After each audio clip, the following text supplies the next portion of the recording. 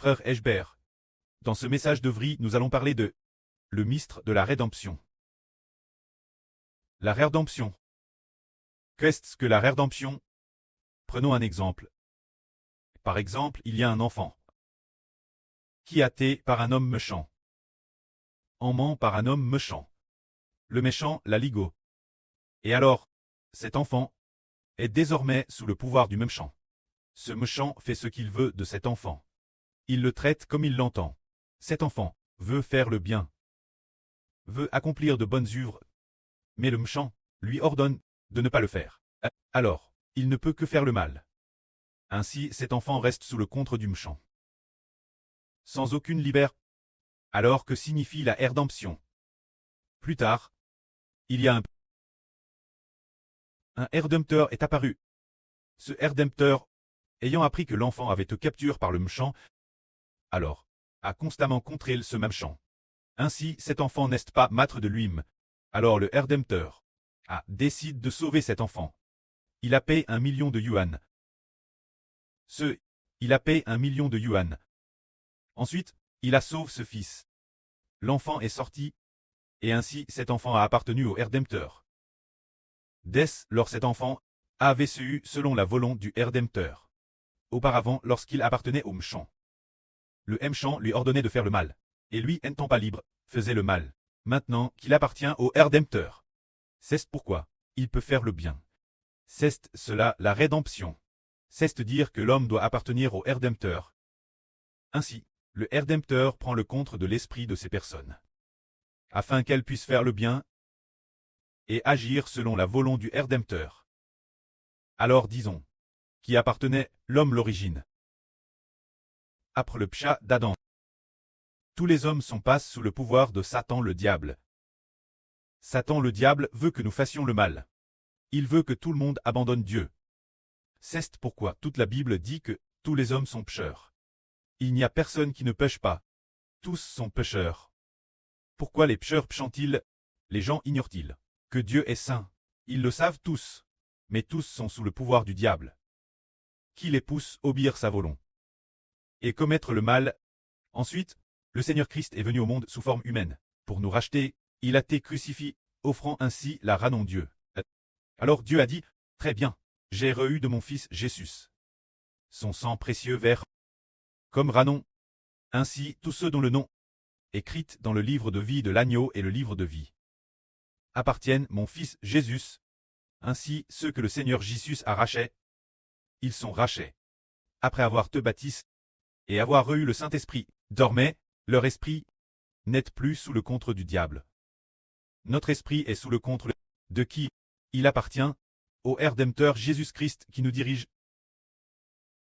Prenons un exemple. Avant que nous ne soyons rachetés, se dire, bien que le précleste est prédestiné, notre rédemption, mais nous ne connaissions pas encore le Seigneur, nous n'étions pas encore sous son nom, avant d'être baptisés. Ce moment-là, qui dirigeait notre esprit? Il était sous le contrôle du diable Satan. Par conséquent, par exemple, Madame, quand le frère Eshbert était jeune, il a fait beaucoup de mauvaises choses. Il a aussi commis beaucoup d'actes impurs. Il a fait toutes sortes de PHS. Plus tard, chaque fois qu'il faisait ces choses, il ressentait une grande douleur, beaucoup de regrets. Pourquoi avait-il commis autant de mauvaises actions? Ensuite, sans s'en rendre compte, il était nouveau-temps et recommandait pécher, alors qu'il ne voulait pas le faire. Il finissait pourtant par le faire. C'est parce que, avant d'être racheté, qui dirigeait l'esprit de l'homme? Le diable le dirigeait. Le diable contrôlait l'esprit du frère Eshbert, faisant obéir le frère Eshbert. La volonté du diable pour pécher, le diable est devenu, avant le rachat, le Dieu de l'esprit de l'homme, et aussi le maître de l'esprit de l'homme.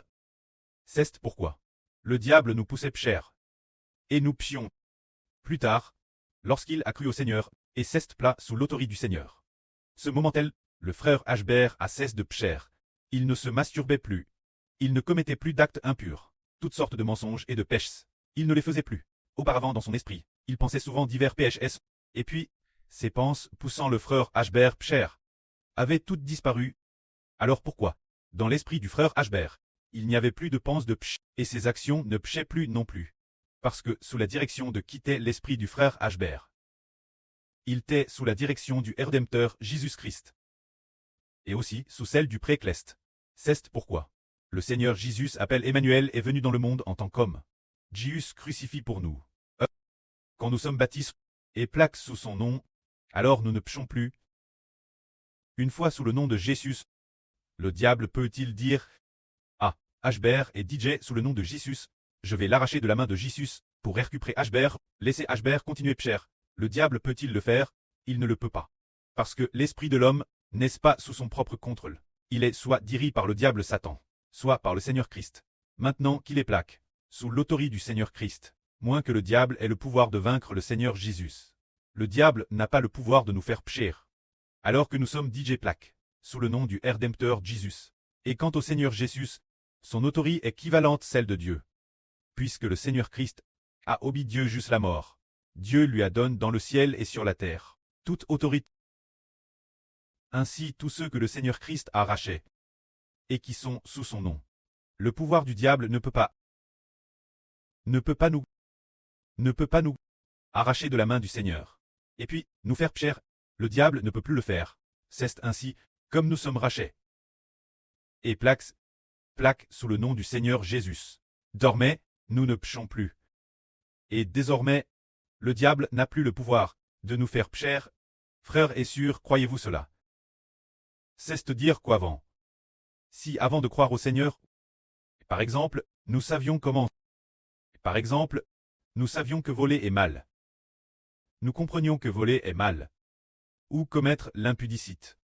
Que c'est mal. Chaque fois qu'on finissait de commettre l'impudicite, on le regrettait beaucoup. En tant que frères, beaucoup de frères ont peut-être ce témoignage. C'est que nous ne voulions pas le faire. Nous savions que le faire offensait Dieu et nuisait notre propre corps. Chaque fois qu'on le faisait. Au moment de le faire, on n'était pas maître de soi. On le savait en le faisant. On savait que dès qu'on le ferait, ce serait certainement que la fin serait de nous causer une grande douleur intérieure. Et puis, quand on le faisait, bien que le corps prouve du plaisir. Mais le faire, une fois fini, c'était une souffrance insupportable. Une grande douleur dans l'esprit, presque au point d'être abattu. Pourtant, nous le regrettions beaucoup. Mais après un certain temps, nous recommencions commettre ce péché. Qui nous compterait pour le commettre? Est-ce que cela dépendait de nous? Non, pas du tout. Parce que nous n'étions pas rachés. Avant cela, notre esprit. Qui le gouvernait? Qui était le Dieu de notre esprit? Qui était le roi de notre esprit? Qui était le Seigneur de notre esprit? Qui dirigeait et contrôlait notre esprit? En fait, c'était le diable qui était le Dieu de notre esprit. Le Seigneur dans notre esprit. Le roi dans notre esprit. C'est pourquoi. Celui qu'on appelle roi, qu'on appelle Dieu, qu'on appelle Seigneur. Satan le diable. Comment il nous dominait? Comment il nous dirigeait? Nous péchions selon la volonté du diable. Mais un jour, nous avons enfin compris. Le salut du Seigneur Christ, évangile du Seigneur à tes prêches. Car la Bible dit, celui qui croira et qui sera bâti, sera sauve. Croire en Jésus et être baptiste, plaque sous le nom de Jésus. Notre esprit n'est plus sous le contrôle du diable. Il est sous le contrôle de Jésus. Si Jésus contre notre esprit, le diable n'a plus le pouvoir de nous faire pécher. Alors nous avons cru, baptiste et DCL sous le nom de Jésus et après cela. C'est merveilleux. Nous ne péchons plus. Pourquoi ne péchons-nous plus? Le diable a-t-il le pouvoir de nous faire pécher? Il ne le peut plus. Prenons un exemple. Par exemple, l'alcoolisme est un péché. Dans la Bible, l'ivrognerie est un péché.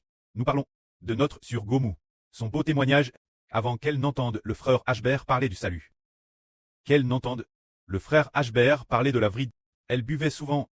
Et de plus, elle buvait beaucoup d'alcool. Elle comprenait aussi que boire n'était pas bon. Mais elle continuait toujours boire. Qui la faisait boire? Est-ce que c'était la sœur Zhaowan LM qui allait boire? Qui voulait boire? Peut-être la sœur Zhaowan LM. Non.